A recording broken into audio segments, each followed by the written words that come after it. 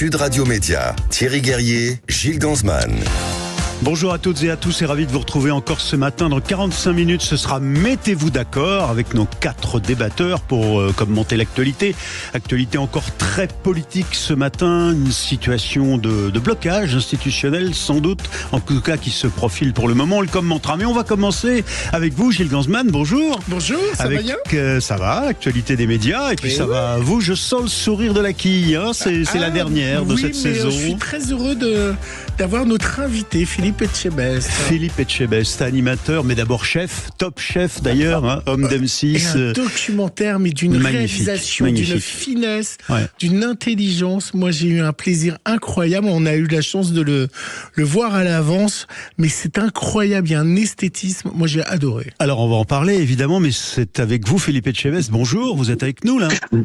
Oui, je suis absolument avec vous. Bonjour, et puis merci pour cette belle introduction. C'est très sympa pour un chef au bout du monde. On va expliquer à nos auditeurs, parce que si on le dit pas, ils peuvent pas savoir de quoi on parle. C'est un très beau doc. On va en reparler sur la découverte du Japon, la découverte que vous avez réalisée, et de sa cuisine. Donc, on verra. Non seulement c'est une très belle image, mais c'est des moments assez étonnants sur lesquels on reviendra. Puis après, eh bien, avec Alex Darmon, producteur, on découvrira des petits reportages sur l'UMNI à destination des parents et des élèves qui passent du CM2 à la 6e, et c'est pas anodin. Allons-y d'abord pour les zappings. Juste une question avant à Philippe Etchebest.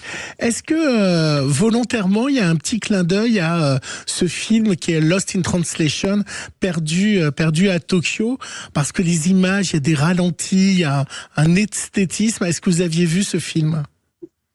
Je n'ai pas vu ce film, mais c'est vrai quand vous parlez d'esthétisme par rapport au documentaire et justement et ce que j'ai pu faire, effectivement, il y a beaucoup d'esthétisme dans les images. Alors ça, c'est dû à Alexandre Soulier, qui est le producteur, et puis les caméramans. En fait, il y a 3 personnes en fait qui travaillent avec moi sur ce projet à chaque fois. On n'est pas beaucoup, mais par contre, c'est vrai qu'il s'applique énormément à tourner de très très belles images. Ça s'appelle Un chef au bout du monde. Ce sera diffusé le 17 juillet sur M6. On y revient dans un instant. Le zapping, Gilles Ganzmann. Sud Radio Média, l'instant zapping. Alors vous allez voir que je vous ai fait un zapping rien que pour vous, Philippe. Oui, goûteux, savoureux. Goûteux, savoureux. On va commencer. Alors enfin les vacances, bientôt le soleil ou presque, les voyages. Alors il y a le Japon dont on va parler dans la deuxième partie, mais aussi une destination qui fait rêver, New York. Mais alors si vous vous plaignez du pouvoir d'achat en France, vous n'imaginez pas les prix pour se nourrir dans la Big Apple. Un pain au chocolat et un café, 10 €. Pour déjeuner rapidement ensuite, rien de tel qu'un fast-food. Ce menu avec dessert m'aura coûté 32 €. Et pour finir le soir, dîner au restaurant avec des chips en entrée et un steak, sans boisson. Montant de l'addition, 52 €.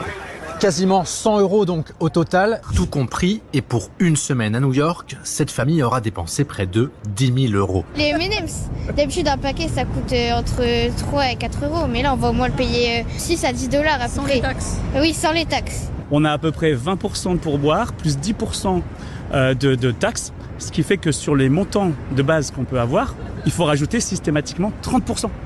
Et donc quand on arrive au resto, on voit un plat à 30 $, et ben non, il faut rajouter 30% de 30 $. C'est devenu la clé pour les restaurateurs. C'est un reportage de BFM TV. C'est devenu clé pour les restaurateurs, les prix.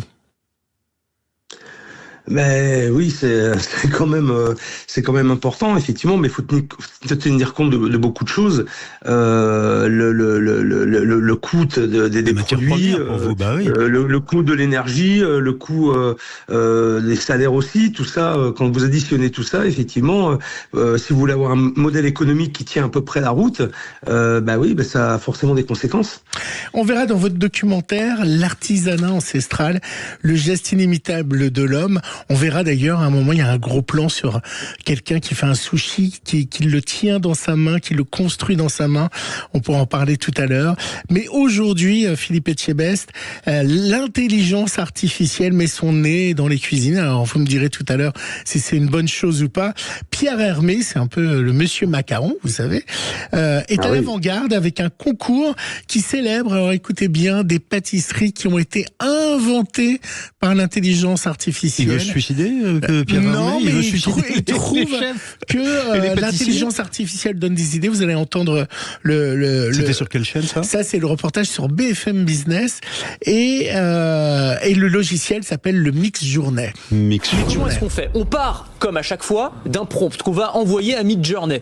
On va lui donner une description. D'ailleurs, on en envoie une, je vous la lis rapidement. C'est un gâteau circulaire frais au citron inspiré d'un Paris-Brest et d'un Rubik's Cube, pourquoi pas, géométrique et élégant, garni de zeste de citron. Donc on entre ça dans Midjourney. Midjourney vous fait des images qui sont très alléchantes. Ensuite, tout l'enjeu pour les pâtissiers, ça va être de transformer ce fantasme pâtissier de Midjourney en réalité. Et pour ça, on va utiliser à la fois la main de l'artisan, mais aussi toutes les techniques et les technologies modernes. Des logiciels extrêmement sophistiqués, de l'impression 3D qui permet de réaliser des formes absolument extraordinaires. Et à partir de ça, eh bien, on réalise ces nouvelles pâtisseries inventées par l'intelligence artificielle. Vous vous imaginez un jour dire je voudrais que tu me fasses une recette à la bordelaise d'une côte de bœuf, Philippe Etchebest. et dans l'intelligence artificielle vous répond? Alors, ça peut peut-être donner des idées, ou en tout cas, oui, donner une orientation sur une recette, mais je pense que ça ne remplacera jamais la main de l'homme, le savoir-faire, l'amour du travail qu'on peut avoir quand on cuisine. Donc pour ça, je suis plutôt optimiste. Je pense que notre métier sera préservé par justement notre savoir-faire et la main qui fait en fait, qui construit. Philippe Etchebest, le propre d'un chef, d'une cuisinière, d'un cuisinier, c'est de trouver des alliances de saveurs à partir de ses propres goûts, de son palais, de sa sensibilité. Là, il y a pas de sensibilité, c'est brutal, c'est mathématique. Là, l'IA. Non, mais il y a pas d'âme, il y a pas d'émotion. Hein, et la cuisine, c'est de l'émotion justement. Oui. Donc, et je crois que chaque cuisinière, chaque cuisinier a sa propre identité. Oui, donc c'est pas grave en fait. Vous dites que de la cuisine. Donc, ça perdurera, voilà. Et vous dites c'est pas grave finalement. Non, mais voilà, je répète, ça peut amener à réfléchir et à donner des idées, une orientation pour une base de travail, mais pour moi c'est tout, ça s'arrête là. Je suis sûr que le prochain sujet va vous plaire, c'est un sujet d'M6.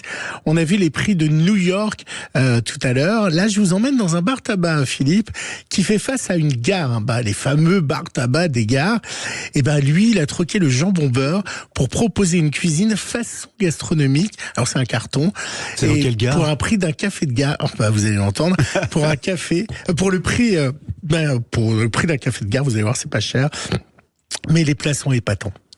Les noms des plats excitent les papilles, comme ceux d'un restaurant gastronomique. L'œuf mimosa aux asperges vertes et blanches, le canard du sud-ouest en 2 textures, condiment betterave rouge. Très raffiné, bien présenté. L'assaisonnement et tout. Ah oui, franchement. On s'attend pas à ça en entrant ici. Ah non, pas du tout. Nous sommes en réalité au bar tabac brasserie de la gare de Brest. Des voyageurs de passage, mais surtout des locaux qui se pressent ici le midi. La première fois que je suis venue, on s'est demandé où on arrivait effectivement parce qu'on se dit c'est un bar tabac quoi. Et en fait non, faut virer les yeux fermés quoi. Avec son menu entrée, plat, dessert à 22,90 €, l'établissement affiche complet tous les midis. Juste l'effort de vraiment cuisiner des produits et vous pouvez sortir des plats incroyables. C'est trop bien. Un bar gastro à 22 €. Ça vous plaît ça comme sujet, Philippe ? Bah oui, c'est bien, mais vous savez, là, j'ai le sentiment qu'on parle de fait maison, et ça c'est très très important. On parle de produits. Alors, on peut faire des intitulés un peu ronflants entre guillemets pour amener le plat. Une simple saucisse purée. Si on s'amuse à faire justement un intitulé comme ça un petit peu complexe, ça peut être assez rigolo. Ça restera une saucisse purée, mais une bonne saucisse avec une bonne purée faite maison, c'est dingue. Pour moi, c'est dingue. Donc, c'est tout à fait le genre de choses que j'apprécie énormément. Oui, c'était évidemment un extrait, comme c'est un zapping. On a le fumet là, de la saucisse purée qui nous passe. On voit le chef qui va chercher les produits et qui change sa carte tous les jours et qui fait attention, puisque évidemment, à un moment, pour avoir ces prix-là, il faut qu'il y ait une vraie quantité de cuisine, mais il fait tout à la main. Ils sont 3. Donc vous avez noté, vous allez au buffet de la gare de Brest. Alors dans le documentaire, Philippe, on vous voit poser calme, à l'écoute, loin du personnage de cauchemar en cuisine. Ce qui vous a valu, alors moi je vous ai adoré dans cette émission, une remarque par un des participants de l'émission Les Rencontres du Papotin. J'ai retrouvé l'extrait. Expliquez-moi, je ne comprends pas ce qui se passe lors des épisodes de cauchemar en cuisine, quand vous aidez les autres. Mais qu'est-ce qui vous prend à vous énerver comme ça? J'essaie de comprendre, expliquez-moi. J'essaie de vous comprendre ce qui ne va pas parfois. Mais quand c'est quelque chose que vous appréciez pas. La saleté déjà, tu vois, l'hygiène. Ça c'est important, l'hygiène. Ça c'est sûr. Eh ben oui. Il y a du travail. Propre. Bien sûr. Aïe, aïe, aïe, aïe, aïe. Ah, ça m'insupporte, les choses sales. Alors je vais vous expliquer un truc. Essayez d'être patient avec les gens quand vous aidez dans Cauchemar en cuisine. Restez calme, un peu de zen. Mais je suis patient. Mais tu n'imagines pas la patience que j'ai. Et en plus, on dirait pas. Ah ben on dirait pas parce que... Mais vous avez été impatient quand vous réagissez comme ça. Ça, ce n'est pas nécessaire. J'ai dit ça pour vous aider, ce n'est pas vexant. J'ai dit ça pour vous aider. Je m'excuse. Je suis désolé. Les Rencontres du Papotin. C'était sur France 2. Sur France 2, et c'est évidemment des autistes qui vous ont interviewé. Comment vous avez vécu? C'était magique, entre parenthèses. C'était voilà, fabuleux. C'était extraordinaire. Comment vous avez vécu ce moment? C'était un moment en suspension, j'ai envie de dire. Ça a duré pratiquement 3 heures, j'ai pas vu le temps passer. Et j'étais en immersion avec eux, c'était fabuleux. Je me suis régalé, vraiment. C'est pas lisse, quoi. On s'attend pas à être tout d'un coup bousculé comme ça. Qui qu'on soit, quelle que soit sa personnalité. Non, mais peu importe, c'est même pas ça. C'est que c'est très naturel, c'est très direct. Enfin, moi, c'est ce que j'aime, vous savez. C'est humain, comme ça que je suis aussi. En fait, ce sont des choses qui sont tout à fait normales. Il y a rien qui me choque, il y a rien qui me surprend. C'est vrai que la normalité aujourd'hui, elle peut surprendre, mais non, pour moi, j'étais dans mon environnement, j'étais bien avec tous ces gens-là, c'était super. Un jour, faudra que vous. Alors, pour répondre à votre question, j'imagine, c'est vrai que Cauchemar en cuisine m'a cantonné dans un personnage comme ça, un peu gueulard, c'est un peu une caricature forcément. Et puis bon, vous savez comment fonctionne la télé aussi. On montre justement ce qui est fort, voilà, impactant. Après, sur le fond, il y a tout le reste derrière. La finalité de ce personnage entre guillemets, c'est d'aider des gens, surtout. Après, effectivement, il y a des passages où il faut être un petit peu dur peut-être, mais c'est nécessaire pour faire prendre conscience aux gens qui vont dans la mauvaise direction. Voilà, mais en fait, même sur les cauchemars, parfois je crie pas tout le temps, en vrai. Je viens d'en faire encore un, vous voyez, j'ai pas crié une seule fois. Et après, il y a, vous pouvez regarder Télé Loisirs qui fait sur son site quelque chose de très bien. C'est que après la diffusion de l'émission, il les appelle et voit ce qui a changé. Et souvent, ça a tout changé et ils sont toujours, les restaurants sont toujours très présents. Pour finir, alors je ne sais pas si vous regardez la télé, Philippe, mais il y a un feuilleton culte que rediffuse Gulli du lundi au jeudi à 20h45, c'est Alf. Et celui qui jouait le rôle du fils Brian Tanner, on a appris hier qu'il était décédé à l'âge de 46 ans. Benji Gregory, le comédien, il avait 8 ans au moment des tournages. On se quitte avec la musique de Alf.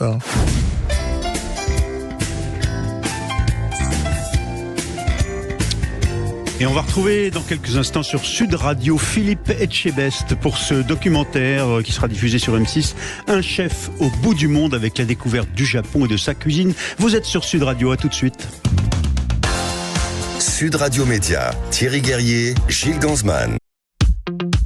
Sud Radio Média, l'invité du jour. Oui, on va se retrouver dans un instant avec le chef Philippe Etchebest pour un magnifique documentaire, Un chef au bout du monde, pour la découverte de la cuisine japonaise. Avec vous, Gilles Ganzmann. Et puis dans 25 minutes, ce sera Mettez-vous d'accord pour commenter l'actualité avec nos 4 débatteurs. Mais alors d'abord, ce documentaire sur M6, on sort de l'univers presque habituel. Alors pourquoi on parle de la cuisine de Philippe Etchebest? C'est un peu votre vision, Gilles. Ouais, moi j'ai trouvé que c'était un documentaire assez incroyable. Moi, ça m'a donné envie d'y aller, en fait, au Japon.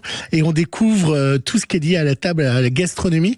Alors, ça démarre par quelque chose dont on n'a pas d'explication, qu'est-ce qu'on vous sert? C'est une sorte de bière verte. Ouais, un thé vert, de un lait thé cuir. vert. C'est froid, c'est chaud, on sait pas trop. Comme c'est pas expliqué dans le doc, et après on vous sert un légume que vous avez jamais mangé. Alors, faut expliquer la scène. Vous êtes avec trois autres personnages, là, ou deux autres personnages assis autour d'une table dans un commence à bistrot. vous parler. Voilà. Et puis tout d'un coup, on vous amène une pinte là, magnifique. Et là, moi, comme Gilles, je me suis dit, mais qu'est-ce que c'est du thé vert, il y a de l'écume, c'est une bière. Qu'est-ce que c'est? Mais en fait, alors c'était un moment improbable où je me suis assis effectivement à une table. Il y avait ces deux messieurs à côté qui étaient très drôles. Je pense qu'ils étaient un petit peu allumés. Ils avaient beaucoup bu de ces chocolats. Je ne savais pas ce que c'était en fait. Mais c'était une boisson à base de concombre.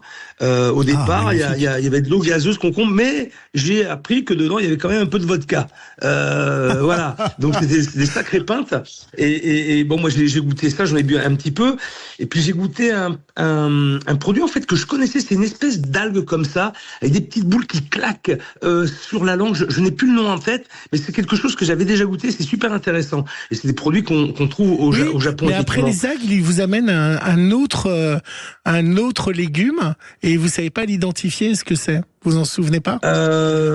Juste après non, je me rappelle, oui, effectivement, d'avoir mangé quelque chose, un produit que je ne connaissais pas et qui était très très bon. Mais c'est tout l'intérêt de ces voyages, c'est de découvrir des produits d'ailleurs, des cultures, une façon de faire aussi qui est très intéressante. Et puis l'un des axes principaux et qui me tient à cœur, c'était par rapport à ce rendez-vous, c'est surtout l'échange et le partage et la découverte. Oui, ça se sent, on voit.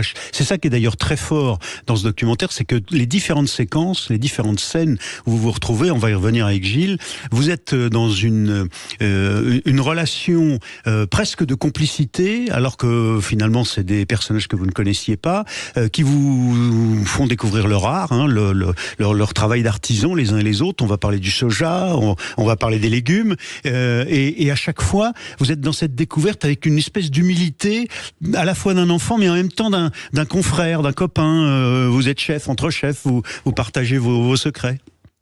Oui, c'est tout ça en même temps. C'est vraiment de la découverte. Donc j'apprends, et quand vous apprenez, vous êtes un peu admiratif. Et puis je suis un élève, quoi. Voilà, oui, je suis l'élève qui apprend une culture. Et je trouve que le pays, le Japon, c'est un pays fascinant parce que la gastronomie nippone, pour moi, elle représente une école vraiment de rigueur.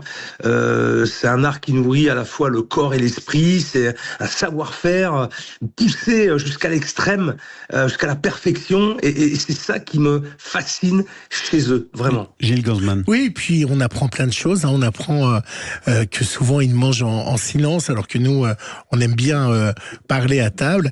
On découvre toute cette culture, et puis à un moment, vous allez dans un endroit où il y a des sumo, et alors les sumo, faut les nourrir. Incroyable ce moment. Ah oui, le repas des sumo, c'est vraiment... mais faut absolument regarder une ce doc. séquence dans l'épisode. Et donc, à un moment, donc vous êtes avec eux, les sumo sont là, mais ils sont en tenue de sumo, donc pour ne pas dire qu'ils sont à moitié à poil.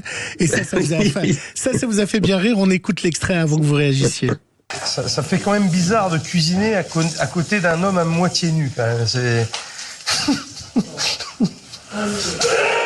J'imagine que les sumo, parce qu'ils sont gaillards quand même, ils doivent beaucoup manger. Lui là, c'est le plus lourd. Il fait 250 kilos. Il y a 600 lutteurs au Japon et c'est lui le plus lourd de tous les sumo. C'est lui le plus gros, 250 kilos. Mais ce n'est pas parce que c'est le plus lourd que c'est le plus fort.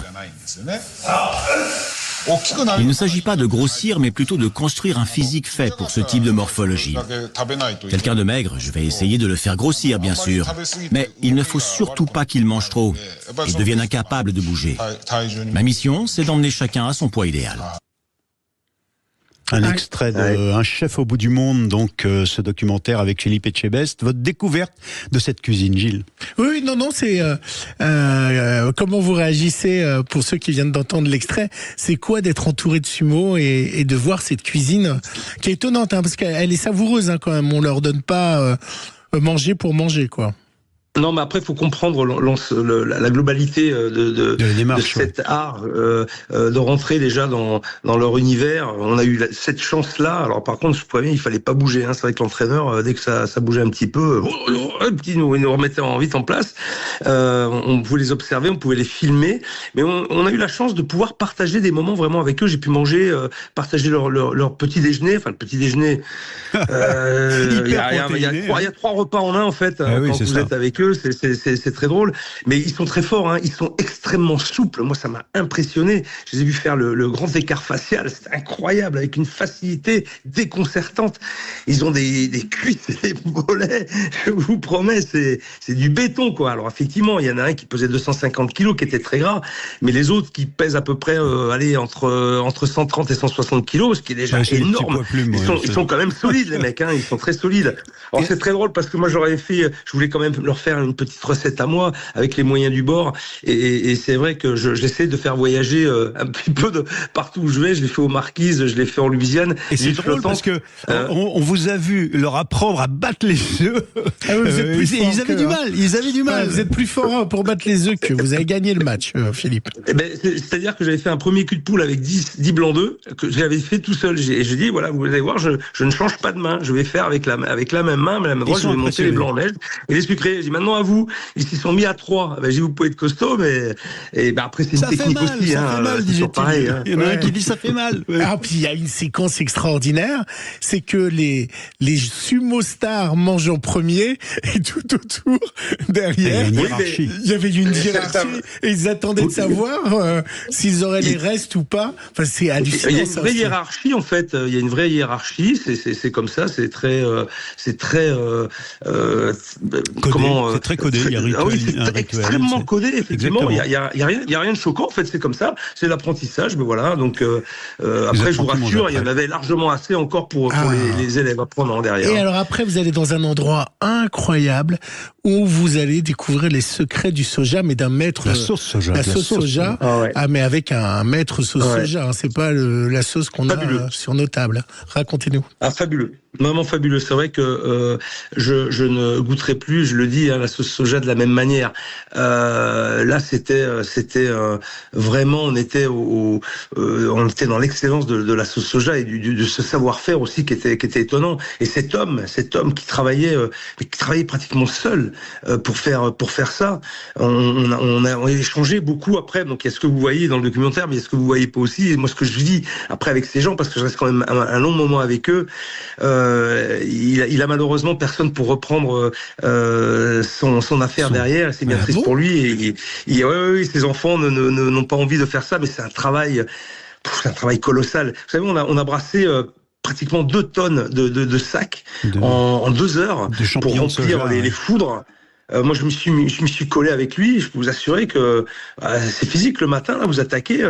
C'est vraiment un gros travail. Il est seul à faire tout ça, à le presser, à le passer derrière. Enfin. Yamaroku, il s'appelle. C'est un producteur artisanal de sauce soja. Et alors, ce qui est passionnant dans le moment où vous les rencontrez, avec cette humilité, où vous l'écoutez, où on sent une sorte d'amitié naître entre vous, c'est qu'on se trouve dans un lieu où finalement on fabrique de façon artisanale. On a l'impression d'être dans un vieux chai, une vieille famille qui fait du vin. C'est la même qualité d'artisanat. Ouais, j'ai comparé effectivement à la fabrication du vin, parce qu'on retrouve un peu cette même technique, hein, le côté de foudre avec le bois qui a 150 ans, donc avec il y a des bactéries qui permettent justement de bonifier cette sauce soja qui reste 4 ans dans ses foudres. Enfin, c'est incroyable. Non, c'est vraiment.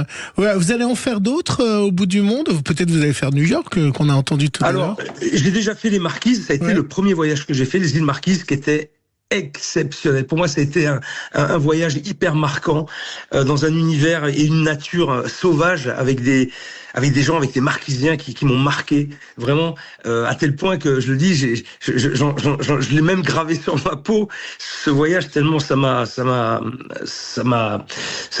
touché. Et j'ai fait la Louisiane aussi.